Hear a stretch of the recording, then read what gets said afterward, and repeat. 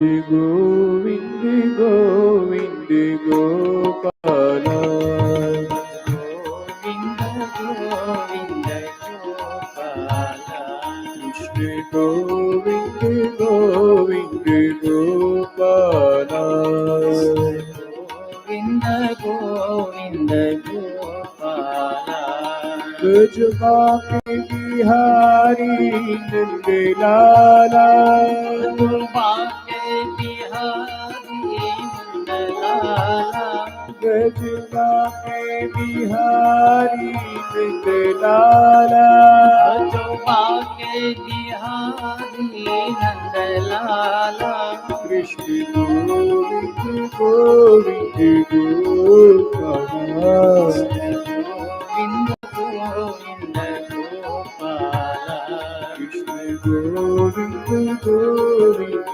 गोपाला गोविंद गोविंद गोपाला गजबा के बिहारी मतवाला बाके बिहारी मतवाला गजबा के बिहारी मतवाला जो बाके बिहारी मतवाला कृष्ण गोविंद गोविंद गोपाला गोविंद गोविंद गोपाला कृष्ण गोविंद गोविंद गोपाला गोविंद गोविंद गोपाला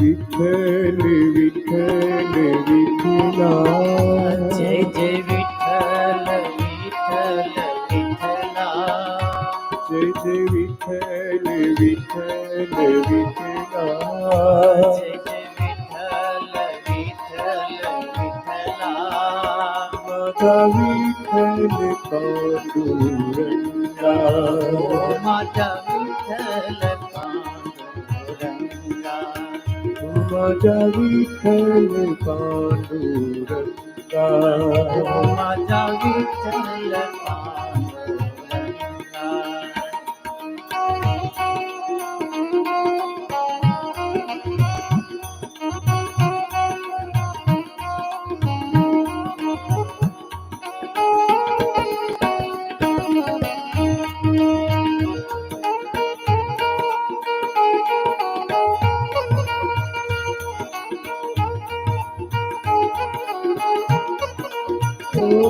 विठ्ठल विठ्ठल विठ्ठला जय जय विठ्ठल विठ्ठल विठ्ठला ओम विठ्ठल विठ्ठल विठ्ठला विठ्ठल विठ्ठल विठ्ठला ओम विठ्ठल विठ्ठल विठ्ठला ओम विठ्ठल विठ्ठल विठ्ठला ओम विठ्ठल विठ्ठल विठ्ठला ओम विठ्ठल विठ्ठल विठ्ठला माझा विठ्ठल पांडुरंगा माझा विठ्ठल पांडुरंगा विठ्ठल विठ्ठल विठ्ठला हरि ओम विठ्ठला विठ्ठल विठ्ठला हरी ओम विठ्ठला कोणी कोणी विठ्ठला हरि ओम विठ्ठला कोणे कोणे विठ्ठला हरी ओम विठ्ठला जूनागढमा आवेला हरि ओम विठ्ठला जूनागढ माया वेला हरी ओम विठ्ठला नरसैयाए विठ्ठला हरि ओम विठ्ठला नरसैयाए विठ्ठला हरी ओम विठ्ठला विठ्ठल विठ्ठल विठ्ठला हरि ओम विठ्ठला विठ्ठल विठ्ठला કે વીરપુરમાં આવેલા હરિઓમ વિઠલા માયા વેલા હરિઓમ વિઠલા છેલ્લા રામે દીઠેલા હરિઓમ વિઠલા અચલા રામે દીઠેલા હરિઓમ વિઠલા કે વિઠ્ઠલ વિઠ્ઠલ વિઠલા હરિઓમ વિઠલા વિઠ્ઠલ વિઠ્ઠલા હરિઓમ વિઠલા કે વિઠ્ઠલ વિઠ્ઠલ વિઠલા હરિઓમ વિઠલા વિઠ્ઠલ વિઠ્ઠલા હરિઓમ વિઠલા કે મેવાડમાં આવેલા હરિઓમ વિઠલા માયા વેલા હરિઓમ વિઠલા કે મીરાબાઈ દીઠેલા હરિઓમ વિઠલા મીરાબાઈ દીઠેલા હરિઓમ વિઠલા કે વિઠ્ઠલ વિઠ્ઠલ વિઠલા હરિઓમ વિઠ્ઠલ વિઠ્ઠલા હરિઓમ વિઠલા કે સખુબાઈ દીઠેલા હરિઓમ વિઠલા સખુબાઈ દીઠેલા હરિઓમ વિઠલા કે કર્માબાઈ દીઠેલા હરિઓમ વિઠલા કર્માબાઈ દીઠેલા હરિઓમ વિઠલા કે કર્માબાઈ દીઠેલા હરિઓમ વિઠલા કર્માબાઈ દીઠેલા હરિઓમ વિઠલા પંઢરપુરમાં આવેલા હરિઓમ વિઠલા પંઢરપુરમાં આવેલા હરિઓમ વિઠલા કે વિઠ્ઠલ વિઠ્ઠલ વિઠલા હરિઓમ વિઠલા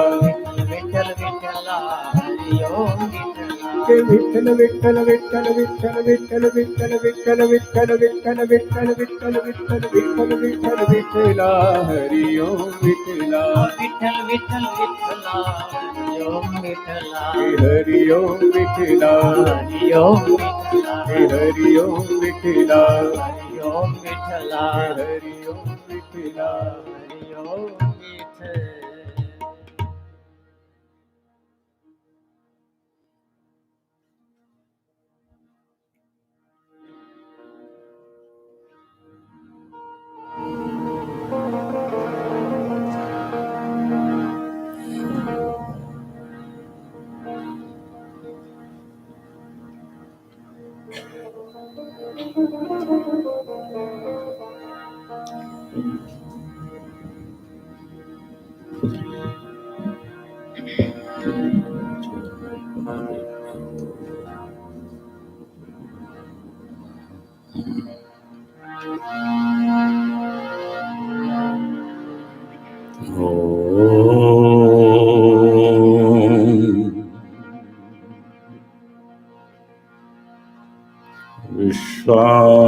विश्वानिदेव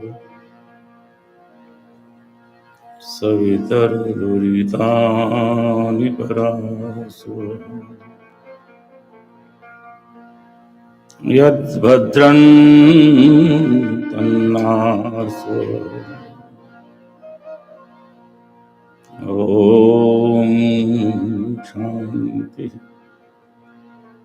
शान्ति शान्ति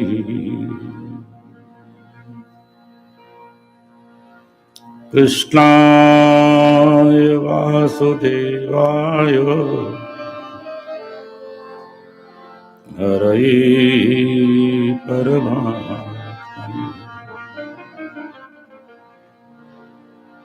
प्रणतः क्लेशनाशाय गोविन्दाय नमो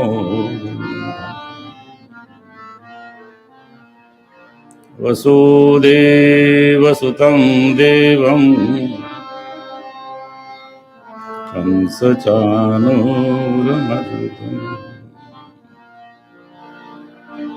देवकी परमानन्दं कृष्णं वन्दे जगद्गुरुम् ओंकारं बिन्दुसंयुक्तं नित्यं ध्यायन्ति योगिनः कामदं मोक्षदं चैव ओंकाराय नमो नमः ओंकाराय नमो नमः सानन्दमानन्दवने वसन्तम् आनन्दकन्दम्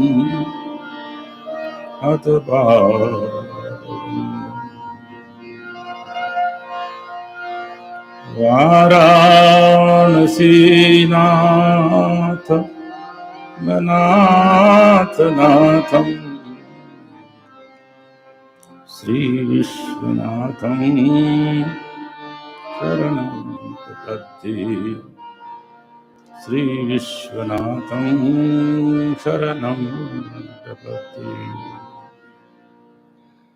काशी विश्वनाथ भगवान की जय भागवत भगवान की जय व्यास जी महाराज की जय सुखदेव जी महाराज की जय प्रेमपुरी जी महाराज की जय सब संतन की जय कृष्ण कन्हैया लाल की जय ओम नमः पार्वती पतये हर हर महादेव।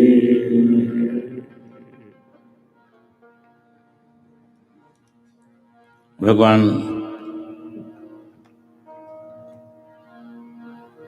श्री कृष्ण का द्वारकाधीश का पानी ग्रहण रुक्मिणी जी के साथ होता है।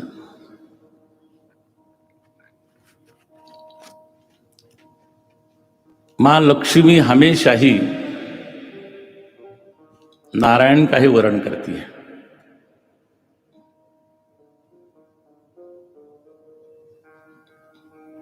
चाहने वाले थोड़ा कम कर दो, चाहने वाले बहुत चाहते हैं।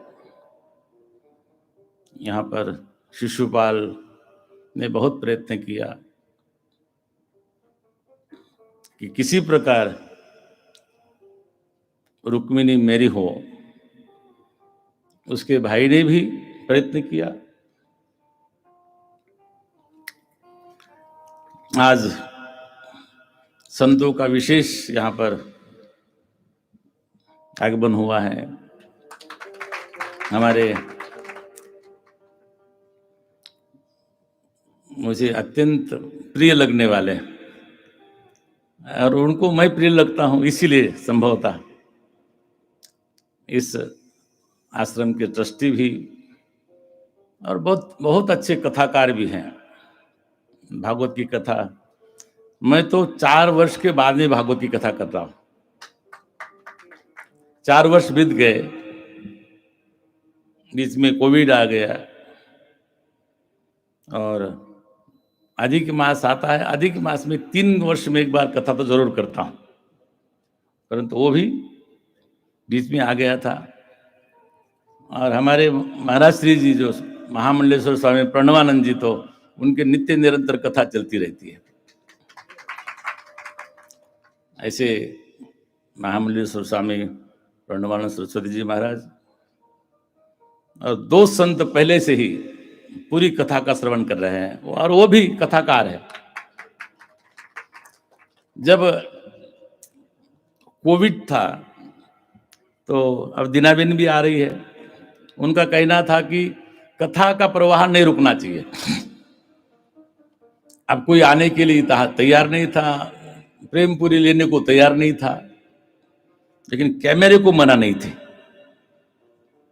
और कैमरे के सामने खाली बैठ करके कथा करना कठिन काम है। सामने हम तो नहीं कर सकते, लेकिन हमारे सत्स्वरूपानंद जी ने किया और अनेक दूसरे संत। भगवान का वर्णन करने के लिए लक्ष्मी जी हमेशा ही तत्पर रहती है और उनकी अभिन्न स्वरूपा है, उनसे भिन्न है ही नहीं। हम समझते हैं कि वो भिन्न है। उन्होंने अवतार ग्रहण किया विदर्भ नरेश के यहाँ पर, और फिर घटनाएं घटती है। भगवान का वरण करने के लिए लक्ष्मी जी आती है और अपना मार्ग ढूंढती है। मार्ग अपने को लगता है ये भगवती लीला है, भगवान लीला करते हैं, और भगवान श्री कृष्ण लीला पुरुषोत्तम है। उनकी रहस्यमय लीला क्या है सामान्य लोग नहीं समझ पाते। भगवान की जो लीलाएं हैं, कथाएं हैं, इसके दो तात्पर्य होते हैं। एक होता है आध्यात्मिक और एक होता है लौकिक। हम लौकिक रूप से भगवान की कथा श्रवण करते हैं। अगर आपको आध्यात्मिक रूप से, तात्विक रूप से भगवान को जानना है तो उसके लिए फिर साधना करनी पड़ेगी। फिर आपको नित्य श्रवण करना पड़ेगा, क्योंकि जब तक आप भगवान का जो लीलाओं का श्रवण नहीं करते हैं, जब गुणगान नहीं करते हैं, जब तक उनका ध्यान नहीं करते हैं, तब तक आपके अंतःकरण की शुद्धि होना कठिन है। और जब तक अंतःकरण की शुद्धि नहीं होगी तब तक परमात्मा का यथारूप आपको शायद देखने को नहीं मिलेगा। इसलिए हम लौकिक दृष्टि से भगवान की लीलाओं को देखते हैं, और हम सब देखते हैं वैसे, और उस लीलाओं में हम लोग बड़े आनंदित होते हैं कि चलो, जब भगवान बालकृष्ण जब नंद बाबा के यहाँ पर आए तो हम लोग कहते हैं कि नंद घर आनंद भयो। और जब विवाह होता है तो हम लोग फिर सप्तपदी गा करके भगवान श्री कृष्ण के लीलाओं का हम वर्णन करते हैं। हमको लगता है कि लौकिक दृष्टि से ये ठीक है। इसको अपने यहाँ पर सामान्य धर्म कहा गया है। ये क्या है? सामान्य धर्म है, क्योंकि हम धार्मिक हैं, हम परमात्मा को मानते हैं, हम आस्थावान हैं। परमात्मा के जो अवतार हुए हैं उन अवतारों को हम मानते हैं, और अवतारों में जो लीला होती है उसको भी हम मानते हैं, और लीलाओं का जब वर्णन करते हैं उसका उत्सव मनाते हैं। तो हम लोगों ने लौकिक रूप से, भगवान ने तो ये कई बार पानी ग्रहण किया होगा रुक्मिणी जी के साथ में, एक ही बार किया होगा ना, या अनेक बार, लेकिन प्रति वर्ष प्रति भागवत में ये होता है कि नहीं होता है?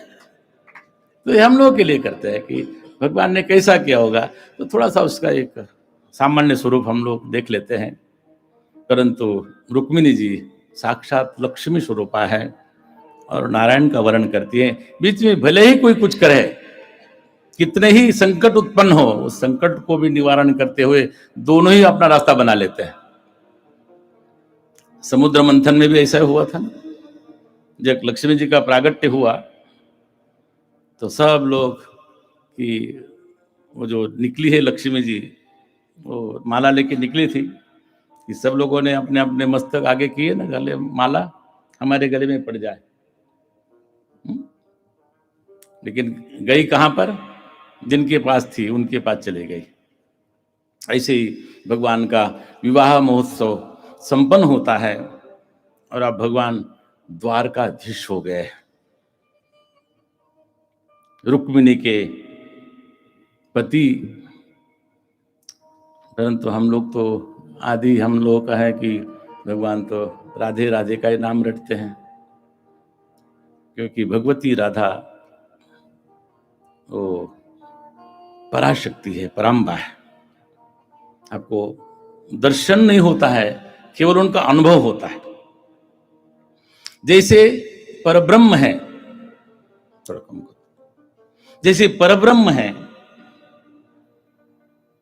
हम देखते हैं जिस दृष्टि से, परंतु देखने से हमारी ये जो दृष्टि है स्थूल दृष्टि है। जैसे हम स्थूल दृष्टि से देखते हैं, परंतु उसका जो अनुभव करते हैं तो हृदय कर सकता है। फिर ये जो ऊपर से देखने वाला नाम रूप है, ये सब इसका फिर निषेध हो जाता है और फिर जो आनंद स्वरूप परमात्मा है उसका हम ध्यान करते हैं। ऐसे ही परमात्मा का ये लौकिक स्वरूप जो लीला करते हैं, लीलावतार है, उनका विवाह होता है और विवाह होने के बाद में जैसे व्यवहार में जो कार्य होता है वो कार्य भगवान के साथ भी होता है। सुख दुख भगवान को भी आता है और भगवान के यहाँ पर सबसे पहले एक पुत्र का जन्म हुआ। रुक्मिणी मैया के गर्भ से एक पुत्र की प्राप्ति हुई। यहाँ पर सुखदेव जी महाराज कहते हैं कि कामास्तु वासुदेवांशो, जो साक्षात कामदेव का अवतार था और वो किसी कारण से भगवान शिव के क्रोध से वो भस्म हो गया था। पहले की ये चर्चा दूसरी जगह है, परंतु उनको कहीं ना कहीं जन्म ग्रहण करना था, अवतार ग्रहण करना था, इसलिए वो भगवान के यहाँ पर अवतार हुआ और भगवान के यहाँ पर कामदेव का जन्म हुआ और उनका नाम रखा गया प्रद्युम्न। परंतु ये लीला है और प्रद्युम्न अभी सूतिका ग्रह में ही थे। सूतिका ग्रह में यहाँ पर जन्म होता है और वहीं थे और तब तक एक शंबासुर नाम का दैत्य था, उसको पता था कि ये प्रद्युम्न से ही मेरी मृत्यु है और वो सूतिका ग्रह से उस बालक का हरण करके वो ले जाता है और ले जा करके वो समुद्र में डालता है। फिर लंबी कथा है, समुद्र में उनकी कैसी रक्षा होती है, उनको कौन ले जाता है और फिर उनकी पत्नी रति उनका लालन पालन पोषण उनको बड़ा करती है। बड़ी अद्भुत कथाएं हैं, परंतु रहस्यमयी कथाएं। हम केवल ऊपर ऊपर देखते हैं कि ऐसा हुआ वैसा हुआ और बोलते हैं कि फिर लालन पालन हुआ और फिर जब बड़े हुए प्रद्युम्न, फिर रति अपने माता और पिता भगवान कृष्ण से मिलाने के लिए पुनः द्वारका लाती है और जब सबको आश्चर्य होता है कि वही बालक भगवान श्री कृष्ण के समान देखने में आता है, ऐसा बालक पुनः आता है। ऐसे भगवान के जीवन में भी ऐसे चरित्र आते हैं, परंतु भगवान कैसा है, सुख दुखे समय कृत्वा लाभा लाभो जया जयो। भगवान का स्वरूप ये है। अब कहते हैं कि भगवान की राजा के मन में प्रश्न आया कि भगवान, और सुखदेव जी महाराज कहते हैं कि कोई भगवान का कोई परिवारजन था, सत्राजिता स्तनयताम कृष्णाय कृतकिल्मिषः। सत्राजित नाम का एक यदुकुल का ही कोई वहां का यदुकुलवासी था और राजा ने कहा कि भगवान मैं ये कथा सुनना चाहता हूँ। सत्राजितः किम करोत ब्रह्मन कृष्ण किल्मिषम्। भगवान कृष्ण के साथ भगवान को क्यों दोष लगाया। अपने पड़ोस वाले होते हैं ना, अपने जानने वाले होते हैं, कहते हैं कि जो नजदीक वाला होता है उसको दोष ज्यादा दिखते हैं, गुण कम दिखते हैं। जैसे हम लोग कोई पर्वत पर जाए ना तो पर्वत दूर से, पर्वता दूरे ने पर्वते में कैसे दूरतः पर्वते रम्य, दूर से पर्वत अच्छे लगते हैं, परंतु नजदीक जाओ तो वहां पर आप वहां कांटे, वहां पर कंकड़, वहां पर आप खुले पैर नहीं चल सकते हैं। और ऐसे भी हम लोग खुले पैर चलते ही नहीं। आजकल हम लोगों का वो खुला पैर चलना बंद हो गया और फिर भी डॉक्टर बोलते हैं कि जो नोक वाला जो चप्पल है ना वो पहना करो तो ब्लड प्रेशर कम होगा। क्योंकि हम लोग वो जो स्वाभाविक प्रवृत्ति से जीना हम लोगों ने बंद कर दिया।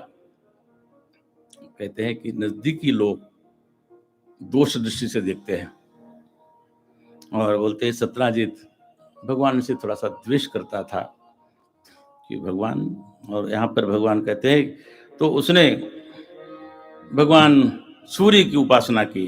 भगवान कहते हैं आसीत् सत्राजितः सूर्यो भक्तस्य परमः सखा। वो जो सत्राजित था वो सूर्य का उपासक था और सूर्य की उपासना करते और सूर्य देव प्रसन्न हुए और प्रसन्न होकर के उन्होंने उनको एक मणि दिया, उसका नाम था शमंतक मणि। और शमंतक मणि लेकर के उसको, और शमंतक मणि का प्रभाव बहुत जोरदार प्रभाव था और शमंतक मणि के द्वारा प्रतिदिन 8 भार स्वर्ण वहां से प्राप्त होता था। अब कैसे प्राप्त होगा वो तो भगवान ने जाने, परंतु 8 भार स्वर्ण, और भार की यहां पर संख्या लिखी है कितने मन, प्रतिदिन वो स्वर्ण प्राप्त होता था और उसके पास में अपार धन हो गया। उसको गर्व हुआ कि मेरे पास इतना धन है। और ये भगवान कृष्ण ने तीर्थ द्वारका बसाई है और वो अपना वैभव दिखाने के लिए एक दिन उसने विचार किया कि चलो भगवान कृष्ण से मिले आते हैं। जब भगवान कृष्ण को मिलने आ रहे थे सत्राजित, तो उनकी गले में वो मणि था शमंतक, और वो सूर्य की तरह चमकता था। उसकी प्रतिभा, उसका प्रकाश ऐसे लगता था कि सूर्य ही है। जब वहां पर आने लगा तो वहां पर सब लोगों ने कहना शुरू कर दिया कि वहां के जो दरबारी थे, कुछ लोगों ने कहा कि भगवान आपके दर्शन के लिए आज साक्षात शायद सूर्य आ रहा है। भगवान ने कहा कि मैंने तो सूर्य का स्मरण तो किया नहीं था, कोई कारण भी नहीं है, तो प्रत्यक्ष देवता है। फिर भगवान ने ध्यान किया, अरे तो सत्राजित है, गर्वित होकर के मुझे अपना वैभव दिखाने के लिए ये सत्राजित आ रहा है। और सत्राजित जब आया तो भगवान को कहा कि नजदीक आकर के भगवान ने स्वागत किया, आओ सत्राजित बैठो। सत्राजित आया, पर सत्राजित में मन में यह था कि मैं भगवान कृष्ण को अपना वैभव दिखाऊं। ये मनुष्य का स्वभाव है, हम सबका स्वभाव है। हम कहीं भी जाते हैं, किसी से मिलने जाते हैं, तो अपने पास में जो अच्छी अच्छी वस्तुएं हैं, हम भगवान का भी जब दर्शन करने जाते हैं तो जब दीपावली के दिन, मैं तो कभी कभी देखता हूँ, जो दीपावली होती है ना, वस्तु वरस, अपने यहाँ कहते हैं वस्तु वरस, उस दिन वैभव देखने में आता है। जो सुंदर से सुंदर जो वस्त्र हो, चाहे पुरुष हो नारी हो, क्योंकि सबसे मिलना होता है। और फिर जो साल भर जो रेनी निकलता है, हार, अंगूठी और ये सुंदर सुंदर आभूषण, और फिर जैसे मैंने पहले कहा था कि कुछ थोड़ा रिपेयर भी हो जाता है, कहीं थोड़ा सा दाग दूग भी रहता है तो उसको भी ठीक ठाक कर लेते हैं। उस दिन ऐसा लगता है कि साक्षात स्वर्ग का अनुभव होता है मंदिरों में। और पहले समय तो ऐसा होता था, पहले के काल में हम लोगों ने देखा है, अब धीरे धीरे कम हो गया। जब गुजरातियों का नववर्ष होता है दीपावली के दूसरे दिन, जिसको हम वस्तु वरस कहते हैं, उस दिन प्रातः काल 3 बजे से ही लोग तैयारी करते थे और 4 बजे पहले मंदिर की घंटी बजती थी, फिर मंदिर के दर्शन खुलते थे।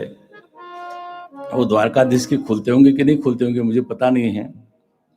अरे हमारे और एक भगवान है, वो कभी खुलते हैं कभी बंद होते हैं, कभी खुलते हैं कभी बंद होते हैं। हम नहीं करते उसको, वो नहीं करते हैं, उनको कराते हैं लोग। अरे भगवान तो सर्वत्र है, सब जगह है, उसको कोई पर्दे में है ही नहीं। अगर भगवान पर्दे में होता तब तो हमको बेपर्दा कर देता। हमारे पास कुछ बचता ही नहीं है। भगवान पर्दे में रह जाए, लेकिन भक्त की ऐसी कामना होती है कि भगवान को बहुत लोग ज्यादा देर न देखें। और परिपाटी हो जाती है। कभी हमारा धर्म ऐसा है कि हम जो भी एक बार हम लोग कोई आचरण करते हैं, यदिदाचरति श्रेष्ठ तत्तदेवेतरो जनः, अपना वैभव दिखाने के लिए भी जाते हैं वहां पर। हमने पहले भी दिन कहा था कि हम जो भगवान को 56 भोग लगाते हैं, आजकल शायद 1056 लगाते हैं। अरे भगवान को भोग तो छोड़ो, आजकल विवाह समारोह होता है ना, और हमारे गुजराती भाई तो इतना वैभव नहीं दिखाते हैं, परंतु जो लोग दिखाते हैं ना, कभी कभी कोई है, एक समाज है, उनके यहाँ पर पहले पूछा जाता है कि कन्या का जो विवाह होता है तो आप कितना खर्च करेंगे। 1 करोड़, 2 करोड़, 5 करोड़, 10 करोड़, 100 करोड़। फिर आजकल हमारे कन्या का विवाह, हमारे पुत्र का विवाह अपने देश में नहीं हो, वो कहाँ हो, डेस्टिनेशन मैरिज हो। एक बार मेरे पास भी आमंत्रण आया, एक किसी सज्जन का विवाह था, बोले फ्रांस में विवाह है और वहां पर आपको चलना है। मेरे पास बड़ी पत्रिका आई, इतना बड़ा थाल था और बड़ी पत्रिका थी, उसके भीतर जब वो मैंने देखा कार्यक्रम, तो उसमें एक जगह था कि क्या एक प्रकार के जो वस्त्र पहनते हैं ना, क्या बोलते हैं उसको, ड्रेस कोड, एक जैसे ड्रेस, एक जैसे वस्त्र। हमने कहा ये तो नहीं कर पाऊंगा मैं वहां पर क्योंकि मेरा ड्रेस कोड तो कुछ और है। तो ऐसे विवाह होते आजकल, अपना प्रदर्शन दिखाते हैं। सत्यराजित भी आया, उसने सोचा कि मैं भगवान को अपना वैभव दिखाऊं, और वैभव दिखाते दिखाते भगवान ने कहा कि वाह, आपका क्या वैभव है, आपके पास में प्रतिदिन अष्टभार स्वर्ण आता है, इसका करते क्या है आप। सत्यराजित ने विचार किया कि प्रश्न के ऐसा क्यों करते हैं, अरे मैं क्या करता हूं, आपको क्या लेना देना। ऐसा है ना, जिसके पास बहुत धन होता है तो लोग, सज्जन लोग पूछते हैं कि भाई इतना धन किस लिए, तुम्हारे क्या काम आएगा। लोग अपने पास धन होता है उसको ब्लैक मनी करते हैं, उसको और बढ़ाते हैं, और अगर उसका टैक्स दिया जाए उसका सदुपयोग हो सकता है, परंतु लोग सोचते हैं कि मेरे पास ही रहे। सत्यराजित की भी यही सोच थी, यही विचार था कि भगवान जो पूछ रहे हैं कि धन का क्या करोगे। भगवान ने कहा कि हे सत्यराजित, तुम्हारे पास धन आया है, भगवान सूर्य ने तुमको प्रदान किया ये शमंतक मणि, जिसके द्वारा तुमको प्रतिदिन अष्टभार स्वर्ण प्राप्त होता है, परंतु एक व्यक्ति को कितनी आवश्यकता है। तो मुझे ऐसा लगता है कि ये राजा के पास होना चाहिए। सत्यराजित को लगा कि भगवान के मन में इसको पाने की कामना हो गई है, और सत्यराजित वहां से कहा कि महाराज अब मैं चलता हूं। सत्यराजित को लगा कि बहुत देर तक रहूंगा तो हो सकता है यही मेरे से निकाल लेंगे, इसलिए वहां से चल दिया और गया। और उसने सोचा कि आप, बड़ा डर गया कि मेरे को जाना नहीं चाहिए था कृष्ण के पास, परंतु चला गया। परंतु फिर जब चला गया, संयोग ऐसा होता है, और जब चला गया तो उस समय उनका एक भाई, देखो जीवन में व्यक्ति किसी ना किसी से प्रेम करता है। उनका कोई पुत्र नहीं था सत्यराजित का, उनका एक भाई था, है ऐसा ही था ना, क्या नाम था उसका, प्रसेन, छोटा भाई था। और छोटे भाई ने कहा कि आज मैं शिकार खेलने के लिए वन में जाना चाहता हूं, और गिर का जंगल है, वहां पर बड़े बड़े वृक्ष है, बड़ी बड़ी कंदराएं हैं, वहां पर जब मैं जाऊंगा तो कभी हो सकता है कि वहां पर अंधेरा हो जाता है। पहले गिर में बहुत घना जंगल होता था, जो कहते हैं कि प्रसन्न ने कहा कि भैया आपके पास में जो मणि है वो मुझे दे दो, पर भगवान सूर्य ने कहा था कि इसका जब अपवित्र हो जाएगा तो कोई संकट आ सकता है, इसलिए कहा कि देखो ये पवित्र मणि है, ये पवित्र है, इसकी पवित्रता बनी रहनी चाहिए। उसने कहा कि आप चिंता मत करो, मैं पवित्रता बना के रखूंगा।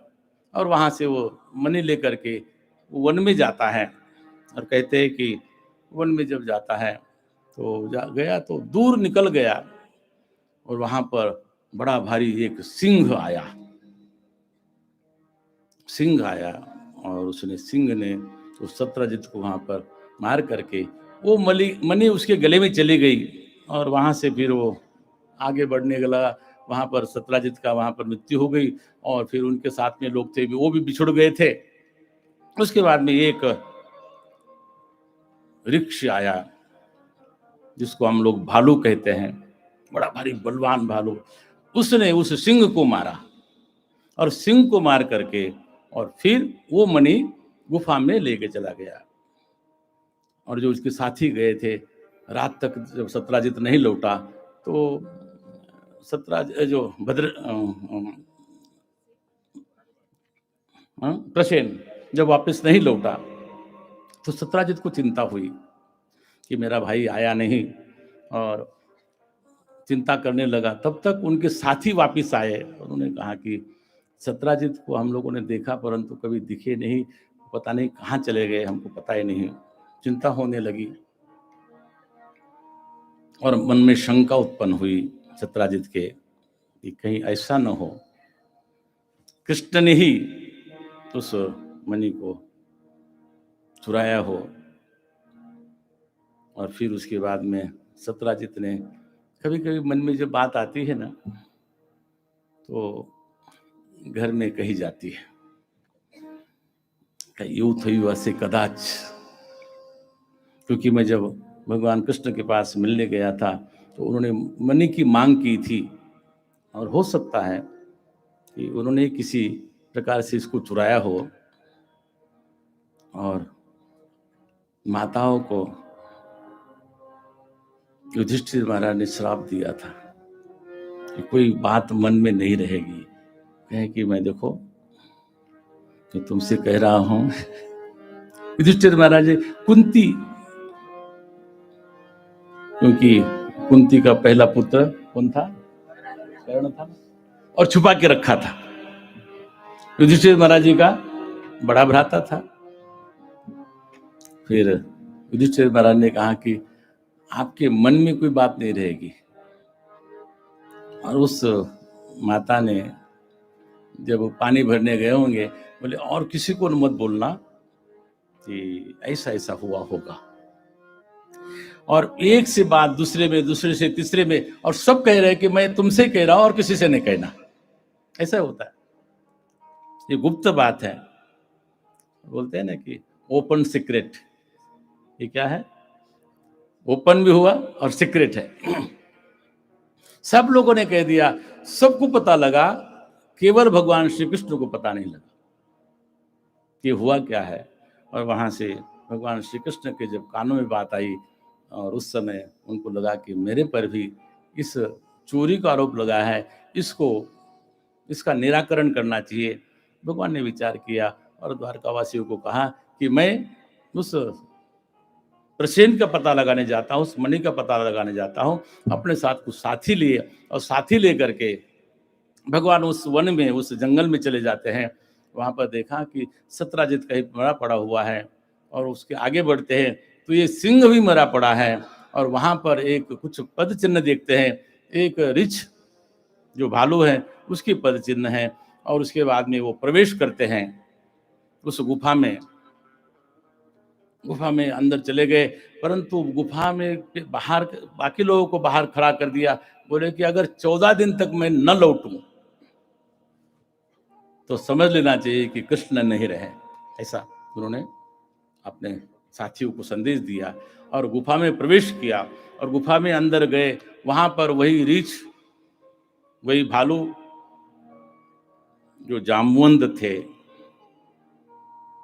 उनके बच्चों को वहाँ पर दिया था मणि खेलने के लिए। भगवान ने देखा कि मणि तो है यहाँ पर, और मणि जब है तो वहाँ पर जामवंती जो वहाँ पर उनकी पुत्री थी, उनकी पत्नी भी थी, उन्होंने देखा कि इतना सुंदर स्वरूपवान श्याम सुंदर भगवान आए हैं, क्या कि आप यहाँ क्यों आए इस जंगल में, इस गुफा में? हमारा पति बड़ा भयंकर है, अगर वो जग जाएगा तो आपके जैसे सुंदर शरीर वाले को वो छोड़ेगा नहीं जल्दी। तो आप ऐसा करो, जिस कार्य के लिए आए हैं ये मणि लो और आप चलते बनो। भगवान ने कहा कि मैं यहाँ पर ऐसा लेने नहीं आया हूं। भगवान ने कहा कि वो कहा गर्जना की, और उस समय वो जो जामुन थे वहां पर उठे और वहां पर दोनों का युद्ध होने लगा। कहते कि जो जोरदार युद्ध हुआ और बहुत समय तक चला, लगभग 14 दिन बीत गए थे, लंबा युद्ध चला। परंतु जामवंत लगा कि आज तक मुझे कोई हरा सकता नहीं था, और ये आज मैं ऐसा प्रहार महसूस कर रहा हूं, मैं थक गया हूं। तो उन्होंने कहा कि भगवान आप है कौन? केवल मैं एक व्यक्ति से परास्त हो सकता था, और वो थे भगवान श्री राम। आप भगवान श्री राम तो नहीं है? भगवान ने कहा कि हे जामवंत, मैं राम तो नहीं हूं, परंतु मैं वही उनका ही अवतार स्वरूप में भगवान कृष्ण हूं, मेरा नाम कृष्ण है। बोले भगवान आप यहाँ आए किस लिए थे? बोले मणि के लिए आया था ये, क्योंकि मेरे पर चोरी का आरोप लगा है, इसलिए मणि ग्रहण करने के लिए आया था, मणि लेने के लिए आया था। मणि तो बोले आप ले जाओ। बोले ऐसा नहीं ले जा सकते आप। बोले मणि आपको दक्षिणा सहित दूंगा। बोले दान नहीं दक्षिणा दूंगा। बोले दक्षिणा में और दान में क्या अंतर है? बोले दान में तो मैं अपनी पुत्री दूंगा, और दक्षिणा में ये मणि दूंगा। भगवान ने कहा इसलिए तो मैं आया थे यहाँ पर। और भगवान ने वो उनकी जामुवंती किसी उसका साथ में वहां पर ले लिया, उनका विवाह कर दिया, और उनको लेकर के जामुवंती के साथ में भगवान, और तब तक मथुरा द्वारका वासी चिंतित हो गए थे कि ऐसा न हो, अभी 28 दिन बीत चुके हैं, भगवान का पता नहीं है, और नवरात्रि का समय था, और नवरात्रि के समय में भगवती दुर्गा का अनुष्ठान चल रहा था, और 9 दिन बीतने ही वाले थे। जब 9 दिन बीतने वाले थे और पूर्णाहुति का हवन होने वाला था अश्विन जी, और भगवती के उस समय जब पूर्णाहुति होती है, उस समय हम लोग 9 दिन क्या करते हैं? भगवती का स्तवन करते हैं ना, भगवती का भजन करते हैं। तो क्यों ना हम लोग थोड़ी देर के लिए शारदा मात ने स्मरिये रे, शारदा माता ने गरवा गणपति लागू पाई, गरवा पाई लगनी लागी माड़ी तरह रे, लागी माड़ी तरह रे।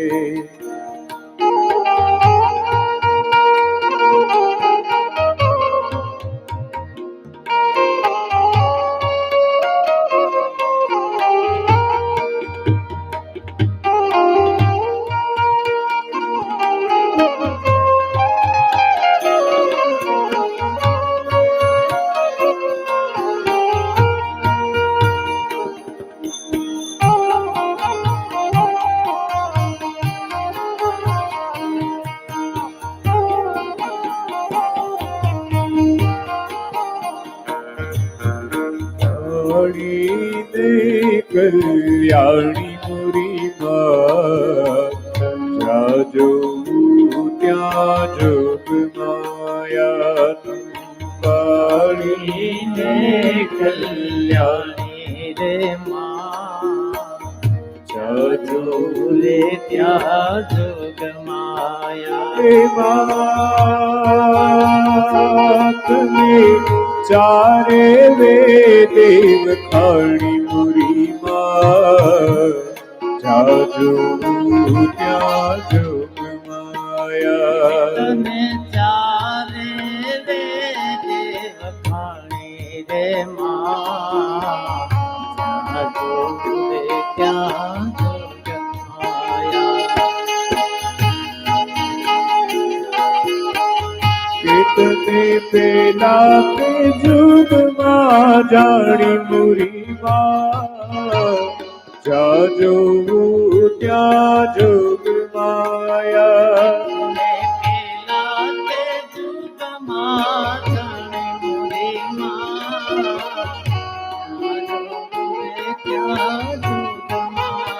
હે માં તું તો શંકર ઘેર પટ રાણી મુરી માં જાજો ત્યાં જોગ માયા શંકર ઘેર પટરાણી રે ત્યાં જોગ માયા હે માં કાળી ને કલ્યાણી રે માં જાજો ત્યાં જોગ માયા કાળીને કલ્યાણી રે માં ત્યાં જોગ માયા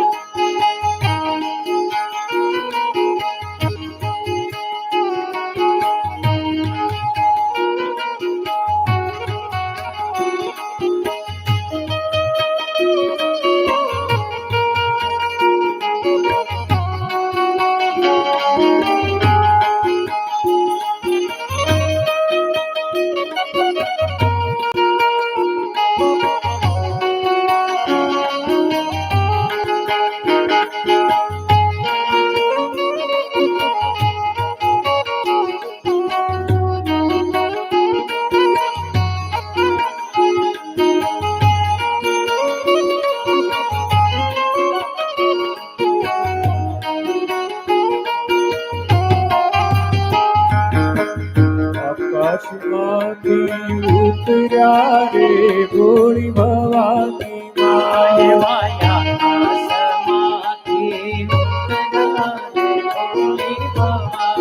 માયા આકાશમાંથી ઉતર્યા રે ભોળી ભવાની હે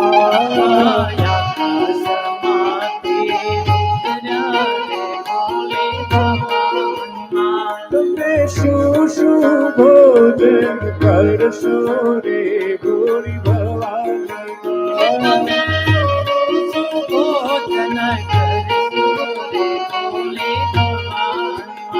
તમે શું શું ભોજન જમશો રે ભોળી ભવાની માં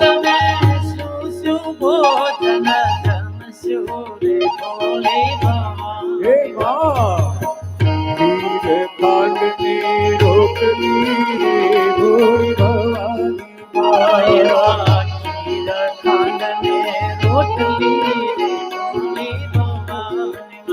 એ ઉપર પાપડ નો કટકો રે ભોળી ભવાની માં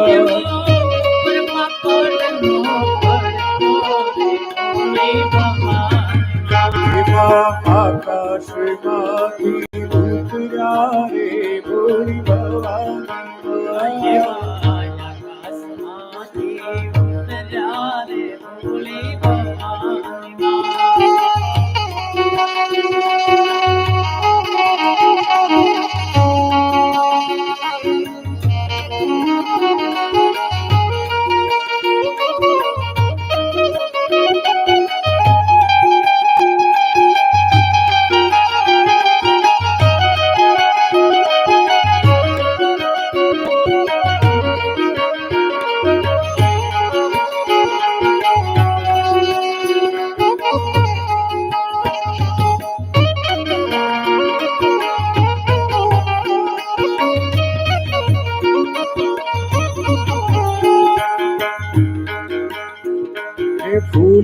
गजरो रे मारो हीर गजरो, फूल गजरो रे मारो हीर गजरो, कुथी दे मालड़िया मने हार गजरो, रे गई मारा चोटी लाधा में, पूरे गई मारा चोटी लाधा में, चोटी लाधा में मारा चंद माना धामे, कुती दे मालड़िया मने हार गजरो,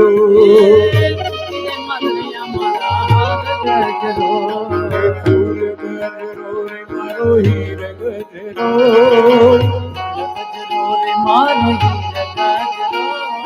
फूल गजरो रे मारो हीर गजरो,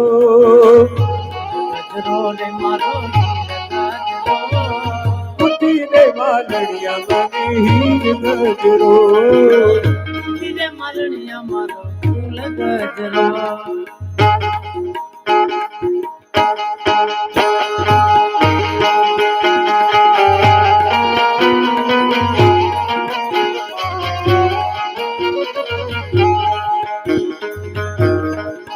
खेल खेलो रे भवानी माँ जय जय अम्बे माँ, खेल खेलो रे भवानी माँ जय जय अम्बे माँ, जय जय अम्बे माँ, जय जय अम्बे माँ, खेल खेलो रे भवानी माँ जय जय अम्बे माँ,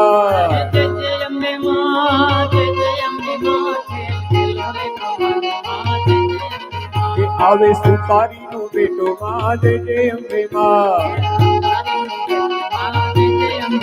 लावे बाजोटिया नो जोटो माँ जय जय अम्बे माँ, मारा अम्बे माने काजे माँ जय जय अम्बे माँ, खेल खेलो रे भवानी माँ जय जय अम्बे माँ,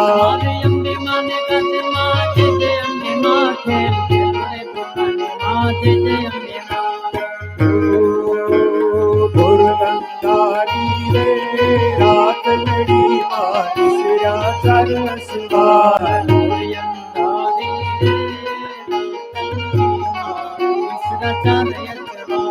घोड़े घोड़े रे कौन चढ़े मांगा नो असवार,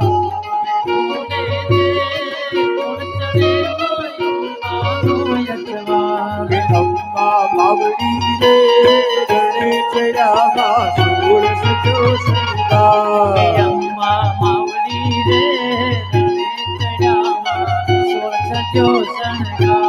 सौवा भरू रे सुखलड़ू मधुमरनी रे,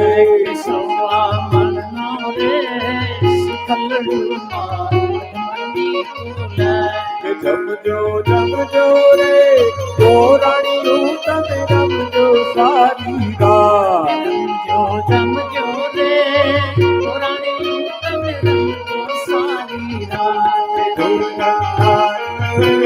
रात लड़ी माँ सिरा सरसवार, रात लड़ी माँ सिरा सरसवार,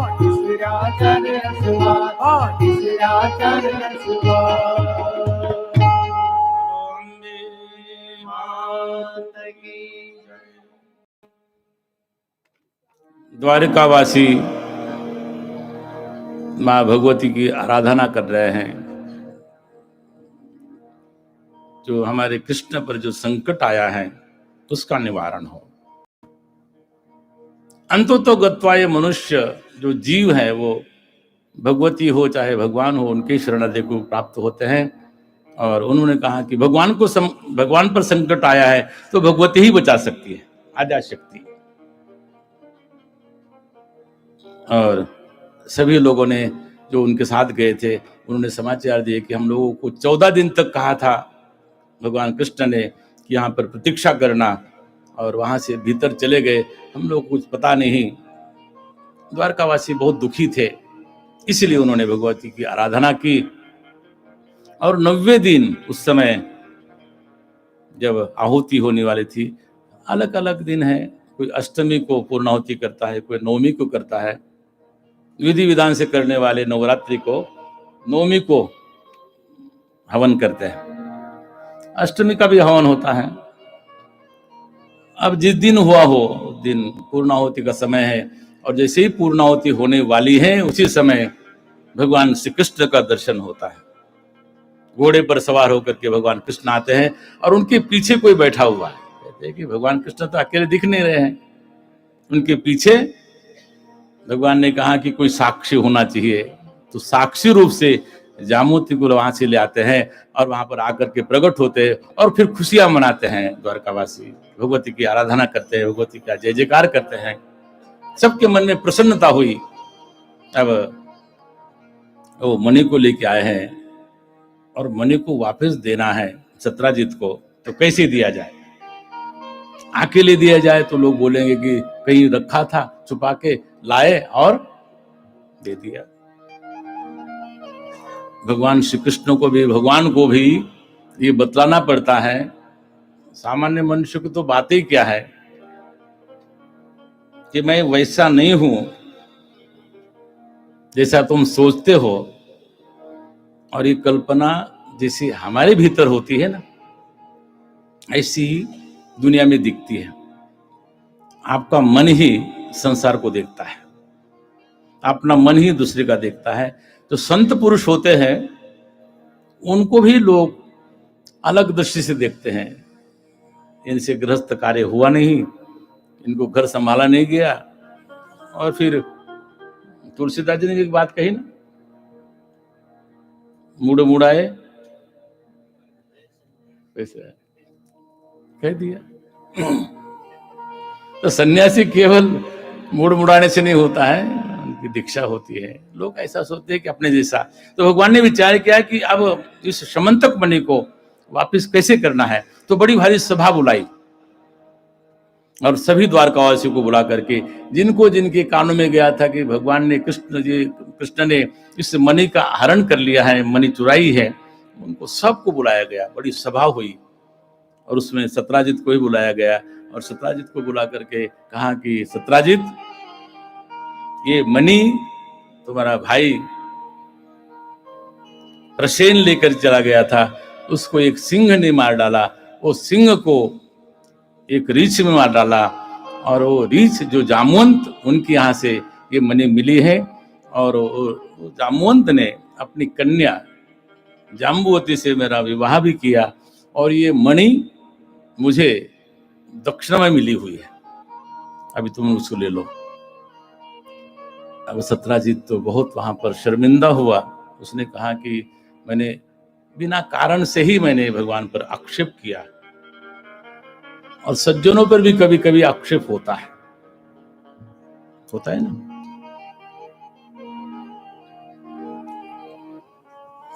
बात आती है वर्तमान पर, जिसका 9 साल से शासन चल रहा है, नित्य निरंतर, एक दिन की छुट्टी नहीं ली, एक दिन की नहीं ली ना, ली।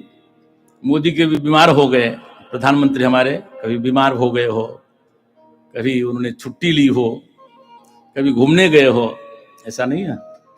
फिर भी लोग क्या कहते हैं, चौकीदार कहते हैं, कहने वाले कहते हैं ना, उनके मन में पाप है। इसलिए सबको लगना चाहिए कि ये वहां से कैसे मणि वापिस आया। केवल कहा था जो काला धन पड़ा हुआ है बाहर, अगर वो सब आ जाए तो सबको 15-15 लाख मिल सकते, इतना धन पड़ा था। लेकिन उन चतुर लोगों ने जैसे ये बात आई, उन्होंने वहां से निकाल करके कहां डाल दिया कुछ पता नहीं। अगर वो धन यहां पर सचमुच आता, क्योंकि सब देशों की अपनी अपनी नीति होती है, जैसे ही पता लगा वहां से वो गायब हो गया। और कुछ लोग तो स्वर्ग चले जाते हैं और धन वहीं छोड़ के चले जाते हैं, उसका पता ही नहीं लगता है। लोग फिर भी तो आक्षेप लगाने से नहीं चूकते हैं, तो उनको आक्षेप को दूर करने के लिए भगवान ने भी वहां पर सभा का आयोजन किया और सत्राजित को बुलाया। और सत्राजित ने कहा कि भगवान, मेरे से तो भूल हो गई। बोले कि ये मणि अभी लाया है, इसको तुम रख लो। सत्राजित ने कहा कि अब ये मणि मैं रखूंगा, और ज्यादा संकट आएंगे, और ज्यादा दुख आएंगे। विचार किया कि इस मणि को भगवान को ही देना चाहिए, परंतु अब अकेले मणि दे तो भी ठीक नहीं, क्योंकि जाम्बुवंत से लाया है तो जाम्बुवंती भी आई है, और यहाँ पर जो मणि अगर मैं दूंगा तो मणि मैं लूंगा तो मेरे लिए समस्या है। भगवान ने कहा कि ये ले लो, रख तो लिया, और फिर से वो जो मणि है, फिर वो जो मणि सत्राजित ने अपने पुत्री सत्यभामा के साथ में भगवान को फिर से अर्पित किया। और भगवान ने कहा कि हे सत्राजित, मणि तो तुम ले जाओ, इसमें से जो स्वर्ण प्राप्त होता है वो राजा के कोष में जमा कर दिया करो। सत्राजित कहता है कि भगवान अच्छी बात है कि गाय मैं पालूं और दूध आप पियो। और फिर सत्यभामा के साथ में भगवान का दूसरा विवाह होता है, और फिर तीसरा विवाह अपनी कालिंदी, वो भी भगवान ने सूर्य पुत्री हैं, जमुना जी साक्षात, उन्होंने भी भगवान से प्रार्थना की, तप किया, और वही उनको प्राप्त हुई। उसके बाद में एक विंद राजा थे, उनकी मित्र विंदा उनका नाम था, उनके साथ में विवाह हुआ। और एक नग्नजीत राजा थे, उनकी बड़ी भारी शर्त थी, कहने का समय नहीं है, उनकी जो पुत्री थी सत्या, उसका विवाह हुआ। फिर कैके देश के एक राजा थे, उनकी कन्या थी भद्रा, उसका विवाह हुआ। और फिर एक थी मध्य प्रदेश की एक पुत्री थी, उसका नाम था सुलक्षणा। ऐसे भगवान के 8 विवाह हुए, जिनको साक्षात विवाह कह सकते हैं। ऐसे 8 प्रकार के विवाह हुए। लोग बोलते हैं कि भगवान ने 8 विवाह किए। भगवान बोलते हैं कि हमारे पत्नी नहीं, ये तो हमारी सदा चलने वाली हमारी प्रकृति है, अष्टधा प्रकृति। भूमिरापो नलोह वायु खम मनो बुद्धिरेव च अहंकारमित्यम्ये भिन्ना प्रकृतिरष्टधा। भगवान की 8 प्रकार की प्रकृति है, और प्रकृति के साथ में भगवान रहते हैं। अगर भगवान नहीं रहेंगे तो प्रकृति कुछ नहीं कर सकती है, तो शून्य है। इसलिए भगवान उस प्रकृति के साथ में रहते हैं, और ये 8 प्रकार की प्रकृति के साथ में भगवान ने विवाह किया। और फिर अन्य भी अनेक विवाह हुए। कहते हैं कि एक बार भगवान ने राजा ने प्रश्न किया कि भगवान, हमने ये भी सुना कि 16,000 कन्याओं के साथ में भगवान ने एक साथ विवाह किया। वो मैं प्रसंग श्रवण करना चाहता हूं।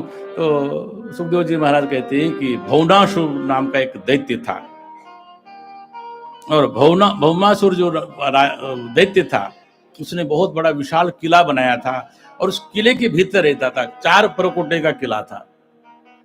उसमें अग्नि का एक घेरा था, एक पानी का घेरा था, दूसरा और भी लोग वहां पर। कहते हैं कि वहां पर जो भौमासुर, उसने इंद्र का छत्र और अदिति के कुंडल को लेकर के चला गया था वहां पर। तो एक बार इंद्र भी आया, भगवान कुछ हमारी सहायता करें, क्योंकि हमारे जो छत्र है वो भौमासुर ले गया है। और भौमासुर का एक विशेष प्रकार से उसका शौक था, उसकी आदत थी, वो जाता राजा को परास्त करता, उनकी कन्या को ला करके बंदी गृह में डाल देता। जब भगवान ने देखा कि ऐसा भौमासुर, और उसके लिए गए, गरुड़ पर सवार हुए, सत्यभामा को साथ में लिया, और वहां पर जा करके, वहां पर कहते हैं कि भगवान ने बड़ा युद्ध किया। वहां पर एक मूर नाम का बड़ा दैत्य था, उनका रक्षक था उस किले का, और वहां पर उसने बड़ा भारी युद्ध किया, और भगवान ने उसको भी वहां पर समाप्त किया। और भगवान ने समाप्त करने के बाद में वहां से भी एक नाम धारण कर लिया। क्या नाम धारण कर लिया? मुरारी। भगवान मुरारी हुए। जो मूर नाम का दैत्य था, उसके शत्रु श्री कृष्ण गोविंद, क्या बोले? मुरारी नहीं, मुरारे। नो मुरारी, मुरारी नहीं, मुरारी एक वचन संबोधन है। श्री कृष्ण गोविंद हरे मुरारी। नारायण वासुदेव श्री कृष्ण गोविंद हरे मुरारे हे नाथ नारायण वासुदेव श्री कृष्ण गोविंद हरे मुरारे हे नाथ नारायण वासुदेव श्री कृष्ण गोविंद हरे मुरारे हे नाथ नारायण वासुदेवा हे नाथ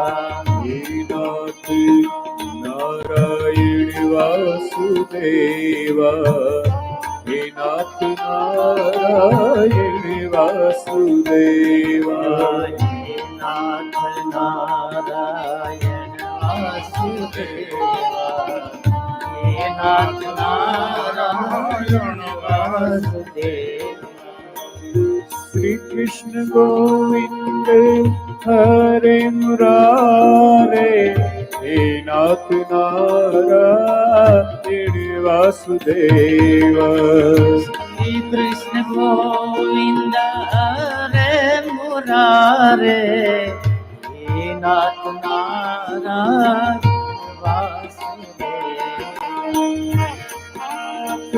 नारायण वासुदेवा हे नाथ नारायण वासुदेवा हे नाथ नारायण वासुदेवा हे नाथ नारायण वासुदेवा श्री कृष्ण गोविंद हरे मुरारे हे नाथ नारायण वासुदेवा श्री कृष्ण गोविंद हरे मुरारे हे नाथ नारायण वासुदेव हे नाथ नारायण वासुदेवा हे नाथ नारायण वासुदेवा हे नाथ नारायण वासुदेवा हे नाथ नारायण वासुदेवा बोलो द्वारिकाधीश की जय। वो मूर नाम दैत्य का वध किया और भगवान वहां पर जो परकोटे बने हुए थे, जल का परकोटा, अग्नि का परकोटा, वायु का परकोटा, और वहां पर पहली बार कहते हैं, भागवतकार कहते हैं कि वहां पर शतग्नि तोप का प्रयोग हुआ। वहां पर भगवान सत्यभामा को लेकर के वहां पर जाते हैं, युद्ध करते हैं, और वहां पर जो भौमासुर दैत्य था उसके साथ में बहुत बड़ा युद्ध हुआ, और वहां पर भगवान ने वो भौमासुर का ही वध किया।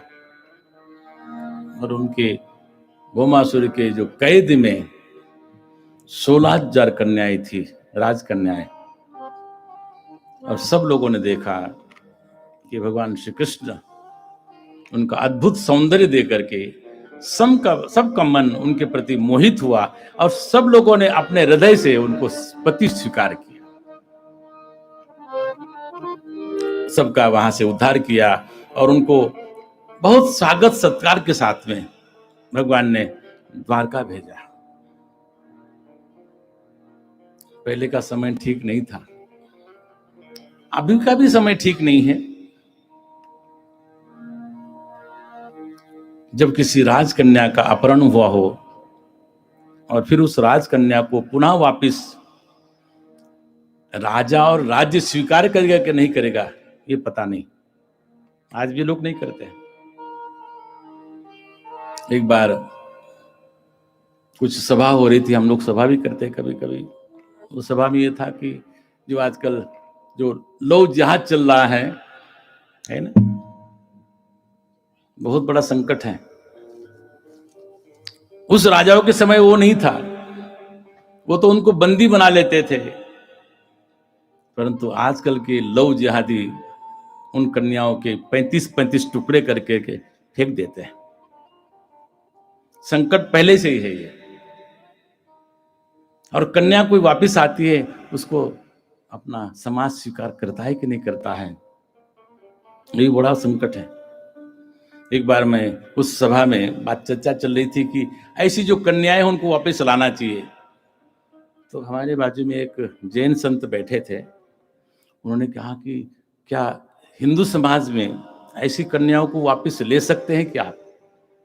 हमने कहा हमारे यहाँ तो अगर कन्या वापस आती है उसको स्वीकार करते हैं, हम लोग उसको ना नहीं कहते हैं। कहा कि हमारा समाज नहीं करता है। तो संत ने कहा था मुझे, एक बार गई सो गई, फिर हमारी नहीं है। परंतु भगवान ने एक वहां पर अद्भुत चरित्र, अद्भुत उनका उस समय का विचार, ये कन्याएं कहा जाएगी, इनका क्या होगा, इसलिए ससम्मान उनको उन्होंने द्वारका भिजवा दिया। और फिर जो कुंडल और जो छत्र था वो इंद्र को लौटाने छत्र गए, और अदिति माता का जो कुंडल था उनको भी लेने गए।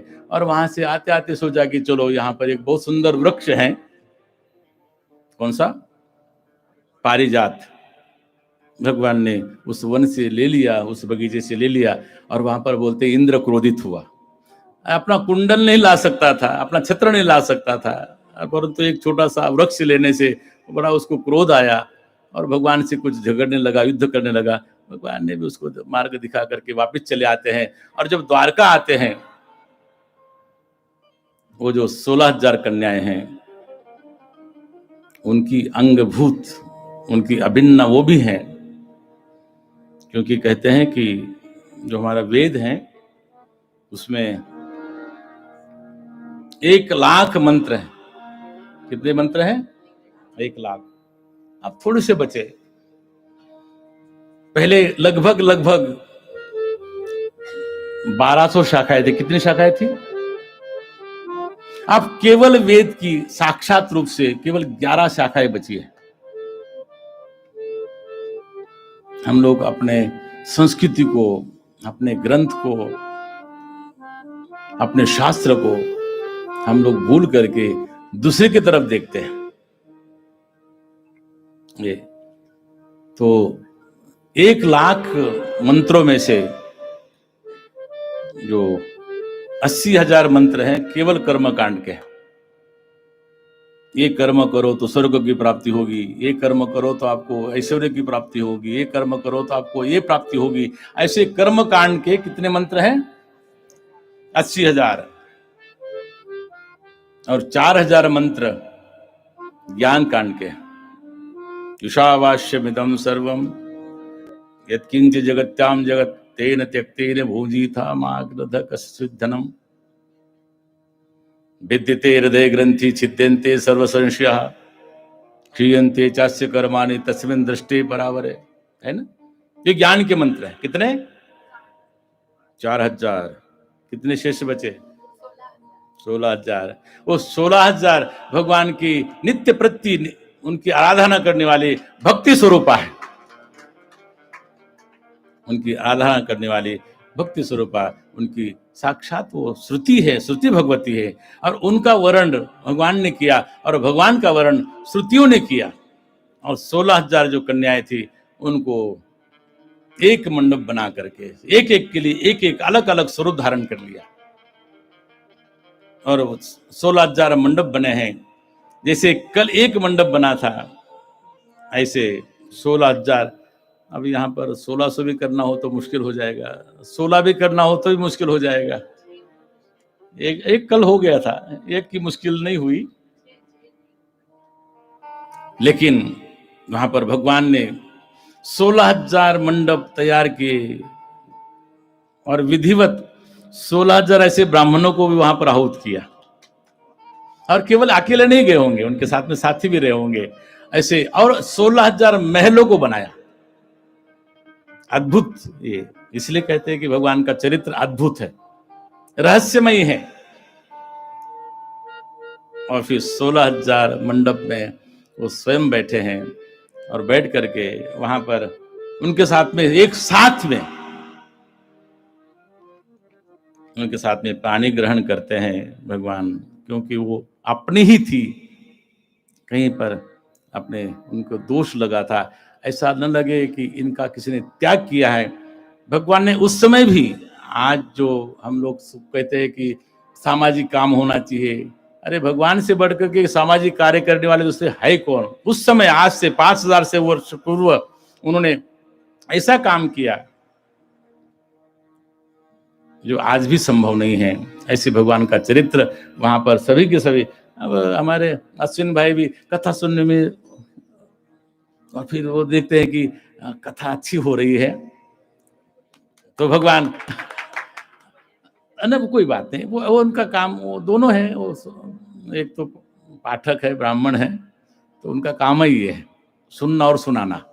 पहले सुनते हैं, फिर उसके बाद में सुनाते हैं। तो वहां पर सब के सब बैठ करके वहां पर, और फिर वहां पर मंत्रोच्चारण करते हैं। अगर कोई करे यहाँ पर, तो वहां पर एक साथ में थोड़े से 1-2 मंत्र को वहां पर उच्चारण करते हुए, जब लग्न का कोई मंत्र हो या एक मंगलाष्टक एक बोल दो ना। कस्तूरी तिलकं ललाट पटले वक्षस्थले कौस्तुभम् नासाग्रे वरमुक्तिकं करतले वेणुकरे कंकणम् सर्वांगे हरिचन्दनं सुललितम् कंठे च मुक्तावली सावधान। गोपास्त्री परिवेष्टितो विजयते गोपाल चूडामणि शुभ लग्न सावधान। सभी ब्राह्मणों ने मंगलाष्टक गाया, और सब साथ में। ऐसा न लगे कि वहां कुछ विशेष हो रहा है, वहां कोई अन्य ब्राह्मण है, वहां कोई एक, यहाँ अन्य ब्राह्मण है। एक समान मंडप, एक समान उसकी सजावट, एक समान वहां पर सभी वस्तुएं। जब विवाह होता है ना कन्या का, जो उसके साथ में ममेरो थाय ना, मामेरो थाय ना होता है। आजकल तो पता ही नहीं क्या क्या होता है, सब वो क्या बोलते हैं कि वो मैनेजमेंट की तरफ दे देते हैं, सो थाय से कहीं खबर नहीं पड़ती। पहले के समय विवाह होता था तो महीनों महीनों तक उसकी तैयारी चलती थी। आजकल शॉपिंग के लिए जाते हैं, कहाँ जाते हैं बड़े बड़े लोग? सूरत में दुबई जाए छे।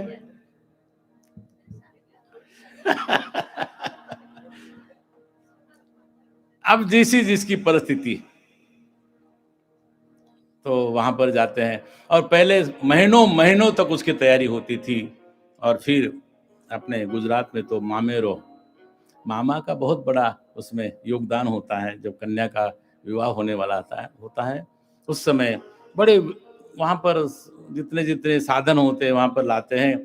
और एक बार मैं नर्मदा तट पर कथा कर रहा था, वहाँ पर कहा कि हमारे तरफ से मामेरो होगा, और उसने बेचारे ने, वो ऐसा बहुत मानता नहीं था भगवान को, आज विवाह होने वाला है, उसने बहुत बहुत खुल के खर्चा किया। तो ऐसा वहां पर सभी लोगों ने, वहां पर बहुत सुंदर वहां पर सजावट हुई है, और एक साथ मंत्र पढ़े हैं, और एक साथ उन्होंने सबके साथ में पानी ग्रहण किया है। तो भगवान की जो आराधना शक्ति है कितनी है? 16,000। 1,000 है कि नहीं है वो बात अलग है, लेकिन 16,008 तो है। और ऐसे तो जो भी भगवान को चाहने वाले हैं, भगवान को हम क्या कहते हैं? भगवान को हम कहते हैं कि वो, इसका एक नाम है भगवान का, वो सबका पालक है। वो तो पृथ्वी का पालक होने के कारण वो तो भगवान सबका ही पति है, पशुपति। हम सब लोग जो बंधन में पड़े हुए वो सब पशु हैं, और उसका पति कौन है? भगवान शिव। तो ऐसे भगवान सबके पति है। हमारी रक्षा कौन करता है? पति का दायित्व क्या है? पत्नी की रक्षा करना। पहले का समय ऐसा था, और आजकल तो कभी कभी ऐसा देखने में आता है कि पत्नी ही पति की रक्षा करती है। ऐसा कभी, इस समय का युग धर्म है। भगवान सबका रक्षक है। भगवान ने सबके लिए अपना बना लिया है और अपना सबका बन गए हैं। और ये सुना नारद जी ने, और नारद जी ने विचार किया कि चलो एक बार भगवान ने, हमने तो एक भी नहीं किए हैं, भगवान ने 16,008 के साथ में रहते हैं, सबके अलग अलग महल हैं। तो नारद जी को आते देखा, भगवान ने कहा कि आइए आइए नारद जी, बहुत दिनों बाद दर्शन हुए। तो नारद जी किसी दूसरी कामना से गए थे कि मैं देखना चाहता हूं कि भगवान श्री कृष्ण 16,008 रानियों के साथ कैसे रहते हैं। तो भगवान ने उनका स्वागत किया। भगवान ने कहा कि नारद जी बैठिए, आज यहीं पर रहिए, यहाँ पर आप भोजन करके जाइए। नारद जी ने कहा कि नहीं, और कहीं जाना है। और नारद जी ने भगवान का वो स्वरूप देखा, और भगवान नारद जी ने कहा कि भगवान सच में आपकी अद्भुत आपकी लीला है, उसको सामान्य लोग उसको नहीं समझ सकते हैं। इसलिए प्रजापालक भगवान तो है, हमारा पालक कौन है? भगवान तो है, और वो विश्व का अधिष्ठान है। और ये सब समझ करके फिर भगवान नारद जी भी वहां पर श्रीमन नारायण नारायण करते हुए चले जाते हैं। श्रीमन नारायण नारायण श्रीमन नारायण नारायण नारायण श्रीमन नारायण नारायण नारायण श्रीमन नारायण नारायण नारायण नारायण नारायण श्रीमन नारायण नारायण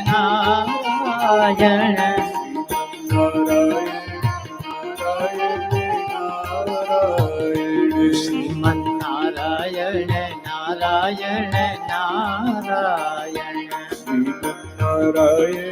नारायण नारायण श्रीमन नारायण नारायण नारायण। नारद जी भगवान के स्वरूप को जानते हैं। नारद जी तो ऐसे जानते ही हैं, परंतु फिर भी कभी कभी जानते हुए भी कभी कभी शंका होती है कि भगवान ऐसे कैसे कर सकते हैं। नारद जी अपना भजन करते हुए चले गए। भगवान ने स्वरूप को जान लिया। भगवान तो सर्वव्यापी हैं। अब अनंत कथा है, हरि कथा, हरि अनंता, उसको हम लोग एक बार में नहीं कह सकते।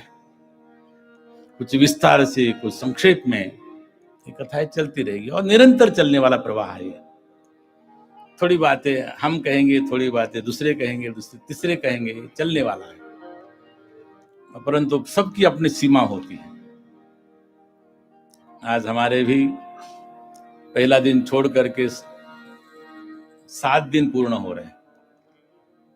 आज 7वें दिन की कथा, सायंकाल इसकी पूर्णाहुति भी होगी। बड़े बड़े संत लोग आएंगे, और फिर हम लोग आज विशेष कार्य भी करने जा रहे हैं। जो आप लोग के जो आश्रम देख रहे हैं, प्रेमपुरी आश्रम, इसके पीछे भी बहुत लोगों का हाथ है। जो आज हम लोग जिस स्थल पर बैठे हुए, ये आज का विषय नहीं है, ये बहुत पहले से ही ये चला आ रहा है, और इसके लिए बहुत बहुत महापुरुषों का योगदान रहा है। अध्यक्ष होता है एक, उनके साथी होते अनेक। जैसे वर्तमान में मेरे साथ भी ऐसा है, 12, 13, 14, 15 लोग हैं, लेकिन उसमें से 3-4 लोग विशेष रूप से, और संत तो संत ही होते हैं। तो उनको तो लगता है कि एक हमारे हैं ना वहां पर, तो उनसे काम चल जाएगा। ऐसे अनेक अनेक संतों ने इसको, ये प्रेमपुरी आश्रम को इस स्तर तक लाने के लिए उन्होंने बहुत प्रयास किए हैं। उनका स्मरण होना चाहिए, और स्मरण दिलाओ तो हो जाता है। किसी को कुछ पता नहीं था कि इसकी पृष्ठभूमि क्या है, जो वर्तमान में है ना, उनको पूछो तो, क्योंकि सब नए नए आए हुए हैं, पुराने कोई रहेंगे भी नहीं, रहे भी नहीं, लेकिन हम पुराने परंपरा से जुड़े हुए हैं। नहीं, और हमारे गुरुओं ने हमको ये सब बातें कही हैं, सुनी हैं, और जब मैं कहता था तो सब लोग सहसा विश्वास नहीं करते थे, एक दूसरे की तरफ देखते थे। परंतु एक दिन गिरीश भाई ने वो पेपर निकाला पुराना, इस ट्रस्ट की कैसी क्या पृष्ठभूमि है। देखिए, इनके आधार स्तंभ तो हमारे प्रेमपुरी जी महाराज जी है, उनका संकल्प, उनके ही संकल्प से और उनके ही अर्थ से, संकल्प और अर्थ, धन किसका था पता है? कभी हम ऐसा हो ना तो एक आध दिन मैं प्रेमपुरी जी के नाम से कथा करूंगा, केवल एक आध दिन। उनका चरित्र क्या था, कैसे उन्होंने अपना जीवन निर्वाह किया, कैसे जीवन में उन्होंने सत्संग को बढ़ाया, और फिर उसके बाद में अनेक महापुरुष हुए। उसमें से एक हमारे परम गुरुदेव, जिनका नाम स्वामी महेश्वरानंद जी महाराज था, उनकी अध्यक्षता में इस ट्रस्ट का निर्माण हुआ। वो प्रथम इस संस्थापक अध्यक्ष थे महामंडलेश्वर स्वामी महेश्वरानंद गिरी जी महाराज। उनके बाद में पूर्णानंद जी हुए, उनके बाद में अखंडानंद जी महाराज हुए। अखंडानंद जी महाराज यहाँ पर बहुत समय कथा करते थे, इसलिए उनका विशेष प्रभाव है इस आश्रम पर। परंतु अध्यक्ष अलग अलग हुए, पूर्णानंद जी हुए, महाराज जी हुए, उसके बाद में अखंडानंद जी महाराज अध्यक्ष हुए, गणेशानंद जी हुए, उसके बाद में त्यागमूर्ति जी, उसके बाद में विद्यानंद जी हुए, सत्यमित्रानंद जी हुए, और वर्तमान में कोई ना कोई हैं, वर्तमान तक चलता है। तो उनकी सबकी स्मृति में आज हम लोग यहाँ पर उनके चित्र का अनावरण करने वाले हैं, इसलिए सायंकाल का विशेष कार्यक्रम। और इस अवसर पर हमारे बड़े परम श्रद्धेय आदरणीय स्वामी गुरुशरणानंद जी महाराज पधारने वाले हैं, उनके हाथों से, और हमारे स्वामी जी भी उपस्थित रहेंगे। इनके कर कमलों से आज ये संतों के चित्र का अनावरण होगा, जो छाया चित्र हैं उसकी स्मृति बनी रहनी चाहिए कि हमारे पूर्वजों ने हमारे लिए क्या किया है। उससे होता है कि भाई हमारे पूर्वज थे, उन्होंने इस आश्रम को बनाने में क्या योगदान दिया है, क्या सेवा दी है, उसके केवल स्मरणार्थ तो जो पुण्यात्मा होते हैं उनके स्मरण करने से भी पुण्य प्राप्त होता है। इसलिए सायंकाल वो भी कार्यक्रम है, और फिर भागवत का समापन है। तो पोथी विसर्जन नहीं होता है, परंतु इस कथा का समापन होता है। तो विधि विधान से जो हम लोगों ने इनको स्थापित किया है, उसी प्रकार उनके स्थान पर उनको, उनके चरणों में जिनके लिए कथा प्रारंभ की गई है, जिनके लिए निमित्त रखी गई है, वहाँ पर उनको रखा जाएगा। और फिर सबका सम्मान करते हुए आज हम लोग इस सत्र को यहाँ पर सायंकाल विश्राम देंगे। हाँ, कल जिनके लिए ये कथा हो रही है उनकी कल निर्वाण महोत्सव है, तो उनकी प्रातः काल श्रद्धांजलि होगी, और उसके बाद में उनके निमित्त में प्रसाद होगा और हवन होगा, संत लोग आएंगे, भंडारा होगा, और उसके बाद में आप सभी जो कथा सुनने के लिए आते हैं वो भी प्रसाद ग्रहण करेंगे। परंतु हम लोग क्या है, चरे वेती, यद्यपि मैं कल रहने वाला था, परंतु हमारे देश की राष्ट्रपति कल देहरादून आ रही है, क्योंकि हमारा मुख्य आश्रम हरिद्वार में होने से वहाँ के मुख्यमंत्री के द्वारा संदेश प्राप्त हुआ है कि आपको भी इस सभा में रहना है, इसलिए संभवतः महाराज जी रहेंगे कल, है ना। तो जो भी यहाँ पर महापुरुष हैं उनकी अध्यक्षता में आप लोग श्रद्धांजलि सभा करेंगे और मैं भी स्मरण करता रहूँगा। तो कल का ये कार्यक्रम, तो आज इस पूर्व जो सत्र है उसका विराम देते हुए सायंकाल फिर से हम लोग बराबर अपने समय पर आएंगे और फिर समय पर आकर के इस विधि विधान से इस सत्र को विसर्जित करेंगे। इतना कहते हुए श्रीमन नारायण श्रीमन नारायण नारायण नारायण श्रीमन नारायण नारायण नारायण श्रीमन नारायण नारायण नारायण लक्ष्मी नारायण नारायण नारायण लक्ष्मी नारायण नारायण नारायण सत्य नारायण नारायण नारायण सत्य नारायण नारायण नारायण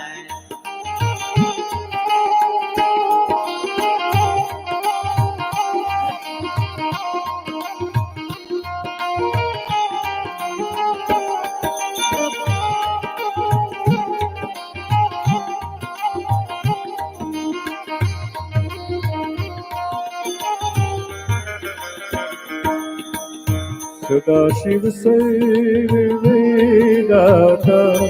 दिगंबर हो तू ऐसा हो। शिव सर्ववेदाता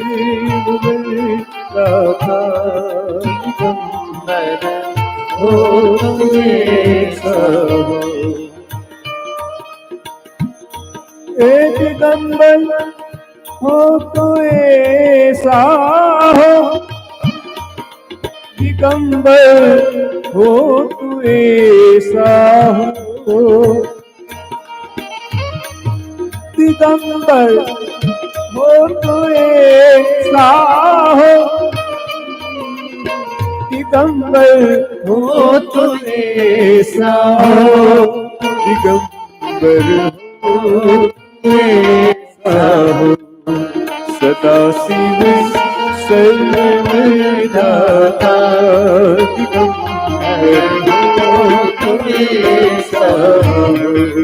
सदाशिव सर्वदाता दिगंबर हो तू ऐसा हो।